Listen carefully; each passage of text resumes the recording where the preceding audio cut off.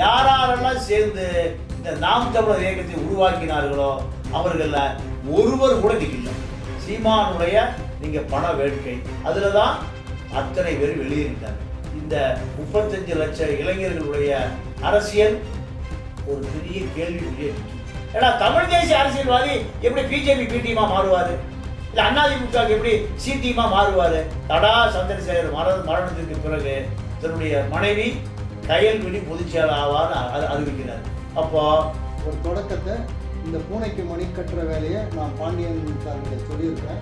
கண்டிப்பாக இதில் ஒருங்கிணைக்கிறதுக்கான வேலை மொத்தம் நாம் தமிழர் விலகி இருக்கிற 37 பேரும் என்னை தொடர்பு கொண்டு இருக்கிறாங்க. அந்த 37 பேரும் தளபதிமார்கள் மாதிரி இருந்தவங்க. அதில் ஒரு 2-3 பேரை தவிர்த்துட்டு எல்லாருமே ஒருங்கிணைச்சு ஒரு கூட்டத்தை நான் ஏற்பாடு பண்ண போகிறோம். இப்போ சார் சொன்ன மாதிரி தான் இன்றைக்கி தமிழினத்துக்கு இவன் வருவான், அவன் வருவான், இவர் வருவார், அவர் வருவார் எல்லாமே எதிர்பார்த்தாச்சு. பல இளைஞர்கள் சீமானை நம்பி இன்னைக்கு மோசம் போயிட்டாங்க.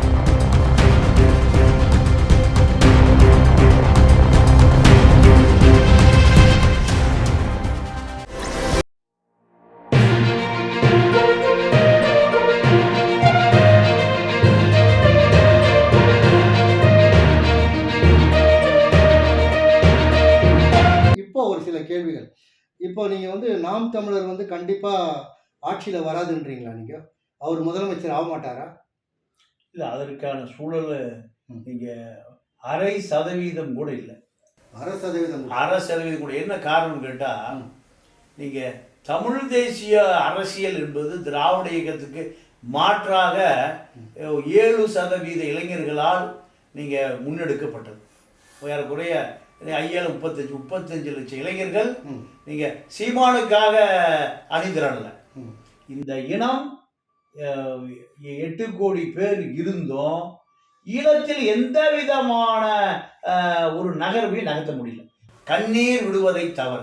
அப்போ அனைத்து சக்திகளும் சேர்ந்து உருவாக்கப்பட்டதான் நாம் தமிழர் இயக்கம்.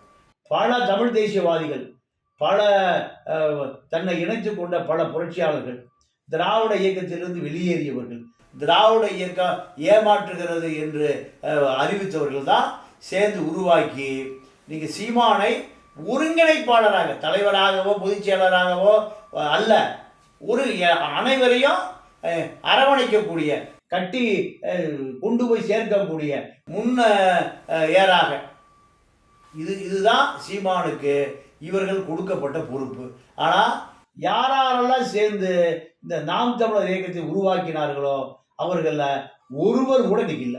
அப்போ இவர் யாருக்காக ஒருங்கிணைப்பாளர்? அப்படி அன்னைக்கு ஆயிரக்கணக்கான பேர் வந்தாங்க.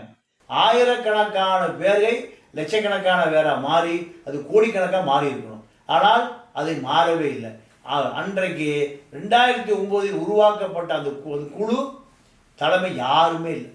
இல்ல அவர் தானங்க தலைமை. இல்ல 4 வருஷமா அவர் தான். இல்ல அவர் தான் தலைமைனா அவர் தலைமை ஒருங்கிணைப்பாளர்.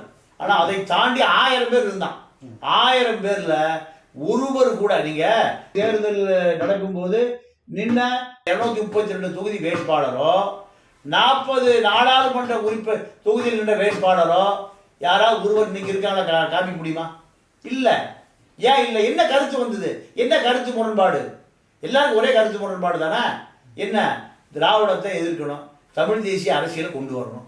இதுதானே அரசியல் சிந்தனை. இது சீமானுக்கு வேற மாதிரியா இருக்கா? இல்லை சேர்ந்தவனுக்கு வேற மாதிரி இருக்கு? எல்லாம் ஒண்ணுதான். இருந்தாலும் இவர்கள் தொடர்ந்து பயணிக்க முடியாமல் போனதுக்கு காரணம் சீமானுடைய சுயநலம், சீமானுடைய நீங்க பண வேட்கை. அதுலதான் அத்தனை பேர் வெளியேறிட்டாங்க. வெளியேறிய பிறகு இன்னைக்கு நாம் தமிழர் ஒரு பெரிய கேள்விக்குறி நிற்கிது. 15 வருஷமாக ஒரு கட்சி நீங்கள் ஒரு எம்எல்ஏ அடைய முடியல, ஒரு எம்பி அடைய முடியல, ஒரு 100 கவுன்சிலர் அடைய முடியல.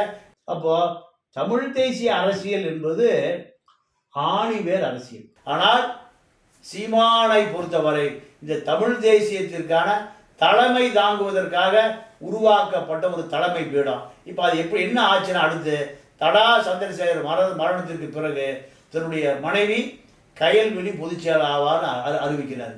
அப்போ இந்த 35 லட்சம் இளைஞர்களுடைய அரசியல் ஒரு பெரிய கேள்விக்குரிய நிற்கும். என்ன காரணம்னா, அவர் அதிமுகவுடைய ஊதுகுழலாக மாறி இருக்கார் விமர்சனம் வருது. இன்னொரு பக்கம் பிஜேபியினுடைய பி டீமா இருக்காருன்னு விமர்சனம் வருது. ஏன்னா தமிழ் தேசிய அரசியல்வாதி எப்படி பிஜேபி பி டீமா மாறுவாரு? இல்லை அதிமுக எப்படி சி டீமா மாறுவாரு? மாறிட்டார் யாரு? வெளியில வந்தவங்கள சொல்றாங்க.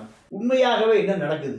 அது உண்மையான தமிழ் தேசியத்தை, அதாவது சுயநலம் இல்லாத தமிழ் தேசியத்தை நோக்கி ஏன் நகராம நிற்கிது? இப்படி ஒரு கேள்வி இருக்கு. இந்த கேள்விக்கு பதில் நீங்க வர இருக்கிற தேர்தல், அடுத்த தேர்தல், இப்படி 2-3 தேர்தலில் சீமானுடைய சாயம் நீங்க வெளிரி போகும். என்ன காரணம்? 15 வருடமாக நீங்க அவருடைய அரசியல் எங்க தடுத்து நிறுத்தப்பட்டிருக்கு? யார் அதை தடுத்து நிறுத்தினா? ஏன் அவர் எடுத்துட்டு போகல? இப்படி பல கேள்வி இருக்கு. இதுதான் அரசியல். அதனால இதே நிலைமை சீமானுக்கு வருவதற்கு ரொம்ப காலம் ஆகாது. நீங்களும் 100 வயசு இருக்க போறீங்க, நானும் அதை பார்க்க தான் போறேன். அதனால வரலாறு கண்டிப்பாக யாரையும் மன்னித்ததாக வரலாறே இல்லை. உங்கள் எல்லாருக்கும் நான் என்னுடைய தொடர்பு என்ன பேசுகிறேன். 94 48 61 55 944806155. ஒரு தொடக்கத்தை இந்த பூனைக்கு மணி கட்டுற வேலையை நான் பாண்டியன் சார்கிட்ட சொல்லியிருக்கிறேன். கண்டிப்பாக இதில் ஒருங்கிணைக்கிறதுக்கான வேலை மொத்தம் நாம் தமிழர்லேருந்து விலகி இருக்கிற 37 பேரும் என்னை தொடர்பு கொண்டு இருக்கிறாங்க. அந்த 37 பேரும் தளபதிமார்கள் மாதிரி இருந்தவங்க. அதில் ஒரு 2-3 பேரை தவிர்த்துட்டு எல்லாருமே ஒருங்கிணைச்சு ஒரு கூட்டத்தை நாங்கள் ஏற்பாடு பண்ண போகிறோம்.